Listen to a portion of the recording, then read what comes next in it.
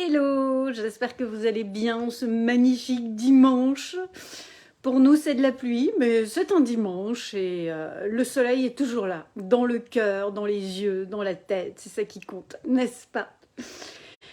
Oui, il y a un élément que je voulais partager avec vous qui me vient aussi d'une inspiration d'un livre que j'ai terminé récemment qui s'appelle Crescendo de Stephen Covey. Je crois que je l'ai déjà partagé dans un des lives, qui part du principe qu'en fait nous sommes en permanence dans un état d'esprit de croissance. Les gens qui réussissent, les gens, notamment les entrepreneurs à succès, sont des entrepreneurs qui sont toujours dans une dynamique de croissance, qui, un petit peu en lien avec le live pour ceux qui l'ont écouté d'hier, qui ne s'arrête pas à un palier, mais se mettre constamment à un niveau supérieur pour se dire le meilleur est devant.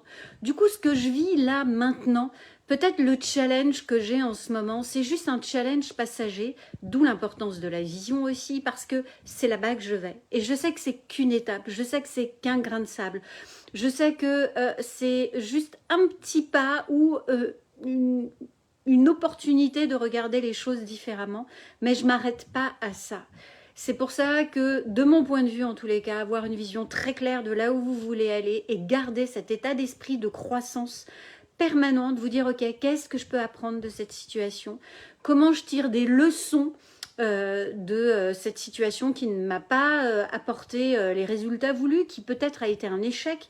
En fait, ça a juste été l'opportunité d'apprendre et de mieux faire, de faire différemment, de garder cet esprit de croissance en permanence, parce que, de mon point de vue, ça apporte beaucoup plus de légèreté dans ce qui se passe dans la vie. Se dire qu'en fait, eh bien, le mieux est juste derrière et que j'ai tellement plus à faire, que j'ai tellement à contribuer, que j'ai tellement à aller de l'avant parce que en tant qu'entrepreneur, il y a des personnes qui ont besoin de moi, des collaborateurs et leurs familles, mais aussi des clients. Et du coup, c'est tellement plus important de se refocaliser sur sa vision et de rester dans cet esprit permanent de croissance. Et pour cela, de mon point de vue, en ayant expérimenté pas mal de choses, je trouve que tout ce qui est coaching et mentoring, c'est la meilleure stratégie pour se mettre dans cet état d'esprit de croissance permanente, de se faire challenger en permanence. Même quand on atteint le million de chiffre d'affaires et qu'on va chercher les 10 millions, il y a de nouveaux challenges, il y a de nouveaux implants à retirer pour aller chercher avec fluidité et alignement ces 10 millions. Et quand on est à 10 millions et qu'on va chercher les 50 millions, de nouveau, il y a autre chose là aussi à retirer en termes d'implants et de résistance. Voilà, c'est tellement important et je le vois, même les entrepreneurs qui ont fait des grandes écoles, qui jouent avec les 50 millions, continuent de rester dans cet esprit de croissance, continuent de venir se faire challenger.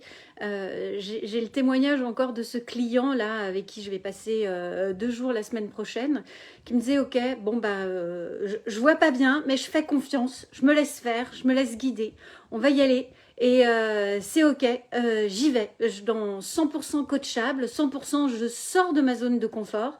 J'aime pas faire un pitch, j'aime pas présenter la vision, ils la connaissent, oui mais pas dans les détails, pas dans les attendus. Et du coup c'est ça justement qu'il va partager et de se dire ok, banco, j'y vais parce que ce que je veux c'est justement cette vision avec tous ces directeurs qui sont engagés et pour pouvoir l'avoir, ça passe par moi.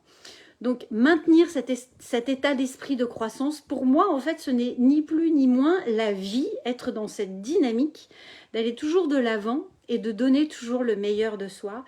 Au service de quoi? Au service de qui? Ça aussi je vous invite à le creuser, mais c'est un autre sujet. Restez en tous les cas en mode crescendo.